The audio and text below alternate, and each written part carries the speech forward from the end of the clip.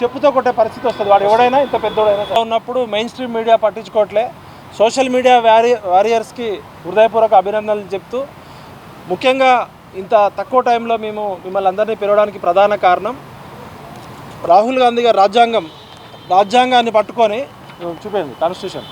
ఈ రాజ్యాంగం మీద నమ్మకంతో భారతదేశ ప్రజలమైన మాకు మేముగా సమర్పించుకుంటున్న ఈ భారత రాజ్యాంగం భారతదేశ ప్రజలందరికీ స్వేచ్ఛ, సమానత్వము, స్వాతంత్రము, సామాజిక, రాజకీయ, ఆర్థిక హక్కులు కల్పిస్తుందని చెప్పింది.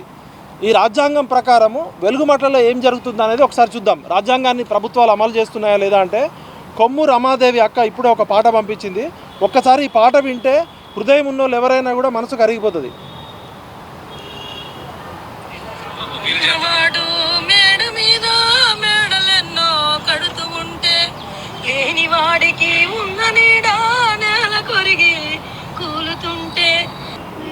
ఈ అక్క పెయిడ్ ఆర్టిస్ట్ కాదు, కళాకారిణి కాదు. ఆమె తన బాధని, తన ఇల్లు కోల్పోయిన బాధలో కొమ్ము రమాదేవి అనే అక్క పాడిన పాట.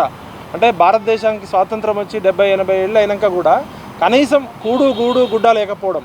రాజ్యాంగం ఏం చెప్తుంది, అసలు ఈ ప్రభుత్వాలు ఏం చేస్తున్నాయి, కలెక్టర్లు ఏం చేస్తున్నారు అని చేస్తే, వెలుగుమట్ల అనేది ఒక చిన్న సంఘటన కాదు, అది ఒక ప్రమాదకరమైన నమూనా.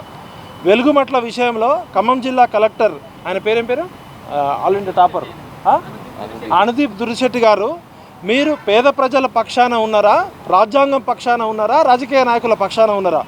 వెలుగుమట్ల విషయంలో అనుదీప్ దురిశెట్టి జిల్లా కలెక్టర్ పేద ప్రజలకు రాజ్యాంగం అందించిన హక్కులు పాటించడంలో విఫలమయ్యాడు మరియు ప్రాథమిక హక్కులను ఉల్లంఘించాడు. మంత్రులు, రాజకీయ నాయకుల ఆదేశాలను పాటించాడు తప్ప రాజ్యాంగ స్ఫూర్తిని కొనసాగించలేదు. ప్రాథమికంగా వెలుగుమట్ల భూములు అనేది ప్రభుత్వానికి సంబంధించినవి కావు, ప్రైవేటు వ్యక్తులకు సంబంధించినవి కావు.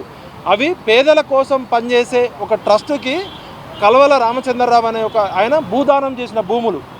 ఆ ట్రస్టు ఎక్కడ అభ్యంతరం చెప్పలే, మా భూదాన్ భూములు ఎవరో కబ్జా చేసిర్రు, లేకపోతే మా భూదాన్ భూములు ఎవరైనా ఇల్లీగల్గా ఆక్యుపై చేసిరని ఎక్కడా చేయలే. ఎటువంటి అభ్యంతరం లేకుండా కేవలం కొంతమంది మంత్రుల మెప్పు కోసం కలెక్టరు మంది కొంపలు కూల్చే కలెక్టర్లు, మంది కొంపలు కూల్చే మంత్రులు, మంది కొంపలు కూల్చే ముఖ్యమంత్రులు తయారయ్యారు. మార్పు రావాలి, కాంగ్రెస్ రావాలన్నాం కదా, ఏం మార్పు వచ్చింది? ప్రజలారా ఆలోచించండి. మంది కొంపలు కూల్చేటోళ్ళు మంత్రులు అయ్యారు, ముఖ్యమంత్రులు అయ్యారు.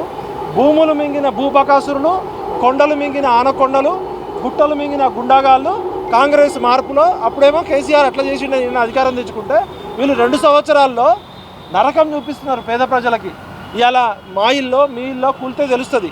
ఇల్లు అంటే కేవలం ఇల్లే కాదు, ఇల్లు అంటే ఈ భూమి మీద ఒక పక్షికి కూడా ఒక గూడు చెదిరితే, ఒక పిచ్చుక పిల్లనో ఒక పావురం పిల్లనో ఎంత ఇబ్బంది పడితే, మనం చిన్నప్పుడు ఒక చిన్న పిచ్చుక పిల్ల పడిపోతే మనం ఎంత ఆవేదనతో ఆ పిచ్చుకని మళ్ళీ ఆ గూడులోకి పెడతాం. కూడు గూడు గుడ్డ, ఇది రాజ్యాంగం భారతదేశ ప్రజలందరికీ కల్పించిన ప్రాథమిక హక్కు. రాజ్యాంగం ఏం చెప్తుంది? రోటీ, కపడా ఔర్ మకాన్, ఆహారము, దుస్తులు మరియు ఆశ్రయము. ఇది ప్రజల జీవితానికి సంబంధించిన ప్రాథమిక అవసరాలను సూచిస్తుంది. వీటిని ఒకే పదబంధంగా రాజ్యాంగంలో స్పష్టంగా పేర్కొనకపోయినా భారత రాజ్యాంగం ప్రకారం ప్రాథమిక హక్కులు మరియు ఆదేశిక సూత్రాలు హామీగా ఇవ్వబడ్డాయి. రాజ్యాంగ నిబంధనలు ప్రతి మనిషికి గౌరవంతో జీవించే హక్కు ఆర్టికల్ 21 ద్వారా ఆహారము, దుస్తులు మరియు ఆశ్రయం కలిగి ఉన్న మానవ హక్కుని, గృహము కలిగి ఉండడం అనేది జీవించే హక్కులో భాగము. ఇది అందుకే ప్రాథమిక హక్కు అయింది.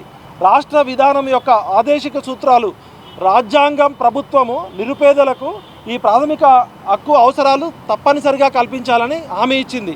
ఆర్టికల్ 47 ఉల్లంఘన చేసిర్రు, ఆర్టికల్ 21ని ఉల్లంఘన చేసిర్రు. ఈ కలెక్టర్ అనేటోడు ఆల్ ఇండియా టాపర్ అయ్యిండు కదా, నువ్వు రాజ్యాంగం చదువుకున్నావా లేకపోతే తుమ్మల నాగేశ్వరరావు ఆదేశించిన ఆదేశాలు పాటిస్తున్నావా? నీకు ఒకవేళ తుమ్మల నాగేశ్వరరావు, పొంగులేటి శ్రీనివాసరెడ్డో, బట్టియో ముఖ్యమంత్రియో ఈ పేదోళ్ళ ఇల్లు కూలగొట్టమని చెప్తే నువ్వు నోట్ ఫైల్ బయటపెట్టు. ఇప్పుడు అక్కడ 60 ఎకరాల భూమి ఉంది. ఆ 60 ఎకరాల భూమి 1954లో చాలామంది జర్నలిస్టులు మీరు ఫీల్డ్కి వెళ్ళారు. మాకన్నా ఎక్కువ ఇంకా మీకు వాస్తవాలు తెలుసు. నాకు కొంచెం ఆరోగ్యం బాగాలేక మా కుటుంబంలో కొంతమందికి నేను ఫీల్డ్కి వెళ్ళలేకపోయాను. ఖచ్చితంగా నేను ఏమంటున్నా అంటే, ఆ 60 ఎకరాల భూమిలో 30 ఎకరాల భూమి ఏమో భూదాన్ పోచంపల్లి అని చెప్పి, అది ఇది అమ్మ ఈ కలర్ ప్రింట్ ఒకటి, ఇగో 60 ఎకరాల భాగోతం. ఇది మాకు తొలివెలుగు రఘు గారు ఇచ్చారు మీ అందరికీ చెప్పమని. ఇగో ఇక్కడ ఏమనుంది క్లియర్గా, భూదాన్ భూమి అని ఉంది. ఈ 60 ఎకరాల్లో సర్వే నెంబర్ 417, 418, 419 3 సర్వేలలో 62 ఎకరాల భూమి భూదాన భూమి అని ఉంది. మరి 62 ఎకరాల్లో 30 ఎకరాలేమో భూదాన భూమి అవుతుంది, 30 ఎకరాలేమో తుమ్మల నాగేశ్వరరావు బంధువులకి లేకపోతే కొంతమంది ప్రైవేట్ వ్యక్తుల చేతులకు ఎట్లా వెళ్తుంది. ఇది పట్టుకో ఒకసారి, ఇగో ఇది ఒకసారి జూమ్ చేయండి. ఇగో చూడండి, సర్వే నెంబర్ 149. అక్కడ కలెక్టర్ గారు ఏం చెప్పారు, 147, 148, 149లో దాదాపు 30 ఎకరాలు 250 కోట్ల విలువైన భూమిని కాపాడిండట. అసలు కాపాడడానికి నువ్వేవాడివి, అదేమైనా ప్రభుత్వ భూమే? అది భూదాన్ ట్రస్ట్కి కల్వల రామచంద్రరావు అనే వ్యక్తి పేద ప్రజల కోసం భూమి దానం చేసిండు. ఎప్పుడు 1954. ఇప్పుడు మనకు మామూలుగా తెలిసిన దానం అన్నదానం, విద్యాదానం, భూదానం, కన్యాదానం ఉంటుంది. ఇప్పుడు అన్నం పెడితే పొద్దున వండితే సాయంత్రానికి పాస్ అయిపోతుంది, ఎమ్మటే వండాల. 1954లో కల్వల రామచంద్రరావు గారు 62 ఎకరాలు పేదలకు పంచమనిస్తే 78 సంవత్సరాల తర్వాత కూడా ఈ ప్రభుత్వము కనీసం పేదలకి భూములు పంచడానికి పేదలు దొరకలేదా? సిగ్గుచేటిది. ఈ ప్రభుత్వాలందరూ నీళ్ళేని బావిలో దూకి చావాలి, పాలకులు, ఈ కలెక్టర్లు. మరి 147, 148, 149లో ఇంతమంది ప్రైవేటు వ్యక్తులకి భూదాన్ భూమి ఎట్లా రిజిస్ట్రేషన్ చేసినావు?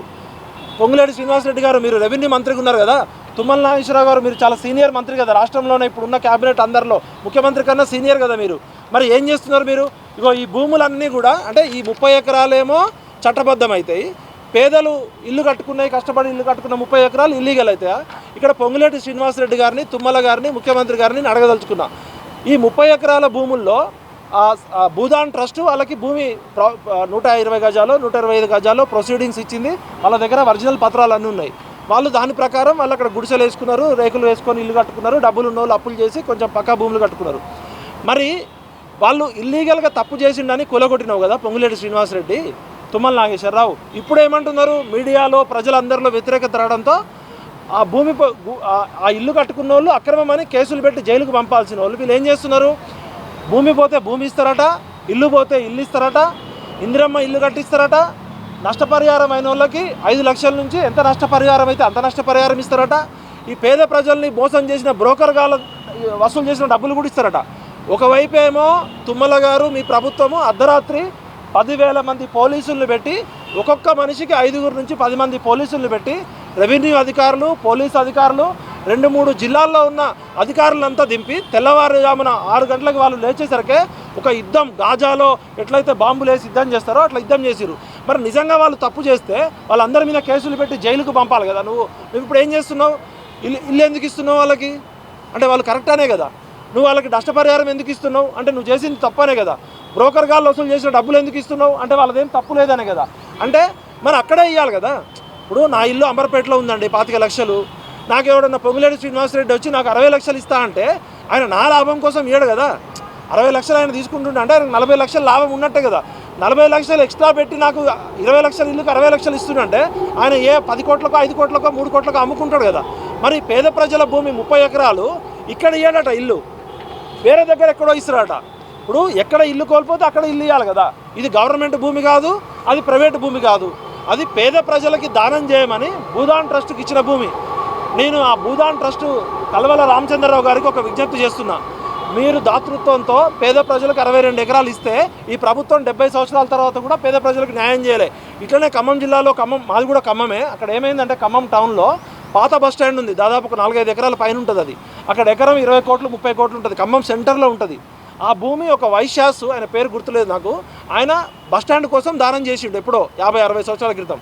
అయితే గతంలో ఉన్న ప్రభుత్వం, టీఆర్ఎస్ ప్రభుత్వంలో పువ్వాడ అజయ్ గారు కొత్త బస్టాండ్ కట్టి ఈ పాత బస్టాండ్ని షాపింగ్ కాంప్లెక్స్ చేద్దామని, పాత బస్టాండ్ని కమర్షియల్ కోసం వాడుకుందామని ప్లాన్ చేశారు కొంతమంది.